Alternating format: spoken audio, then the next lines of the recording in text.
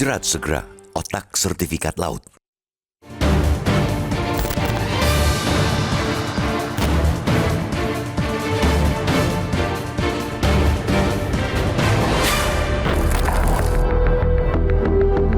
Polemik laut yang dipagari akhirnya pelan-pelan terkuak.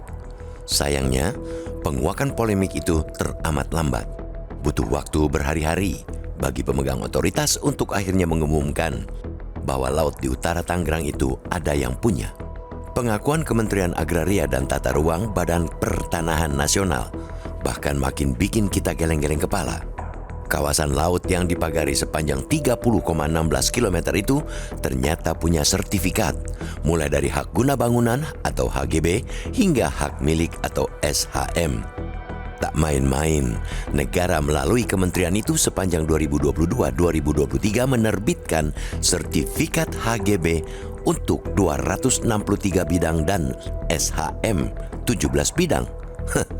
Sertifikat HGB didominasi oleh perusahaan pengembang, sementara itu SHM dimiliki perorangan. Tingkah itu jelas melawan akal sehat.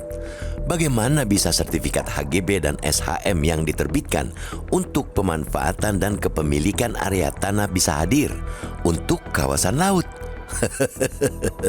Apalagi pasal 33 ayat 3 Undang-Undang Dasar 1945 menegaskan bahwa bumi dan air dan kekayaan alam yang terkandung di dalamnya dikuasai oleh negara dan dipergunakan untuk sebesar-besar kemakmuran rakyat. Jelas sekali di Blade itu, negara menguasai penuh bumi, air, dan kekayaan di dalamnya, bukan dikuasai oleh perorangan, apalagi segelintir orang. Karena itu, jelas sekali penerbitan sertifikat HGB dan SHM di kawasan perairan itu adalah praktik melawan konstitusi. Sayangnya, kasus yang terang benderang melawan hukum itu lambat dalam pengungkapannya. Sejauh ini, pemegang otoritas hanya memberi sanksi denda bagi pihak-pihak yang dituding membangun pagar itu. Denda itu tak lebih dari sebuah sanksi administrasi selevel tindak pidana ringan seperti membuang sampah sembarangan. Belum terlihat adanya kemauan penegak hukum untuk membawa kasus itu ke ranah hukum. Padahal, bukti permulaan sudah cukup kuat jika kasus laut dipagari terus dibiarkan mengambang. Bisa hilang kewibawaan negara di mata rakyat.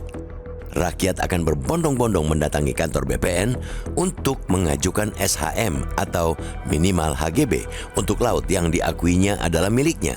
Jika begitu, paripurnalah keanehan negara ini.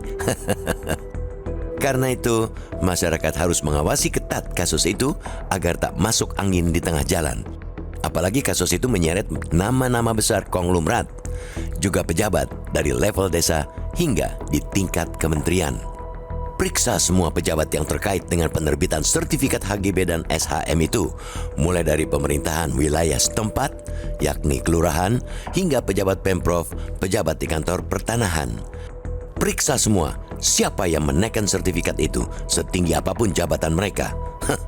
Kalau mereka sampai lolos dari jerat hukum, siap-siap saja kawasan udara kita ada yang pegang HGB dan SHM-nya. Jadi, kita perlu bayar biaya sewa jika menghirup udara di kawasan itu.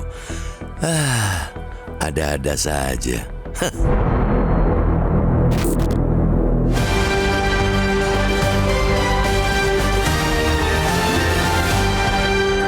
Jelajahi cara baru mendapatkan informasi. Download Metro TV Extend sekarang.